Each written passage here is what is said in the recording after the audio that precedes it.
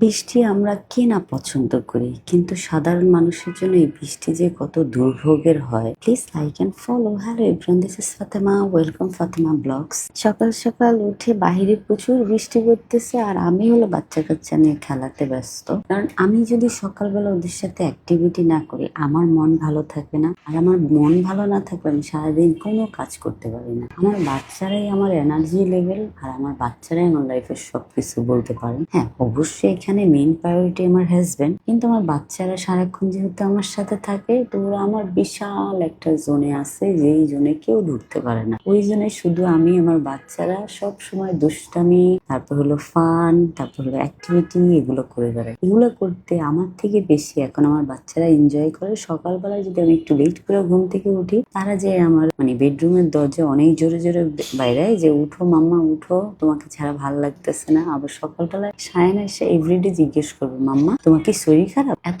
Sweet করে তখন বলে, অনেক অনেক ভাল লাগে আমার। তো আমি যদি বলি যে না আমার শরীর খারাপ না, তখন বলে উঠো না মাম্মা, আমরা খেলা করি। তো বাচ্চাদের সাথে এভাবে খেলা করতে করতে আমার টাইম কেটে যায়। আবার রান্নাও করতে হয়, যেমন আজকে অনেক কিছু রান্না করেছি। করার পরে হলো হঠাৎ করে রান্নাঘর থেকে আমি শুনতেছি যে যারা হলো অজ্ঞান হয়ে গেছে। তারপর হলো আমি হলো দৌড়ে আসলাম, আয়সা দেখি যারা অভিনয় করছে। তারপর আমি বললাম, প্লিজ খাবার খাইতে আসো, মাম্মা রান্না করছি, সবাই মিলে চলে খাবার খাই। এই যে সায়ানের বায়না, সে এটা খাবে না, ওটা খাবে, ওটা খাবে না, ওটা খাবে, এরকম বায়না করে। তবে যারা হলো, আমি এখন থেকে যারাকে সবকিছু শিখাচ্ছি যেন বায়নাটা না হয়। তারপরে যাই হোক, এখানে হলো আমি রেডি হচ্ছি, কারণ হলো বাসার টুকিটাকি কিছু কিনা আছে, আর প্লাস হলো সায়ান যারা হলো, যেহেতু ওরা এখনো ছোট, সো তাদের ডাইপার কিনতে হবে। তো সেই জন্য আমি রেডি হয়ে গেলাম। হওয়ার পরে এই যে আমার সাথে যারা যাচ্ছে, তবে বের হয়ে এত ডিজাস্টার বৃষ্টি হচ্ছে দেখেই আমার খারাপ লাগতেছে। এই যে এই চাচাটা আছে না, দেখেন আমাদের জন্য বৃষ্টি কত আনন্দময় না, যে আমরা একটু বৃষ্টিতে ভিজবো, কিন্তু দেখেন এই চাচার জন্য বৃষ্টি কিন্তু আনন্দময় না, তার জন্য বৃষ্টি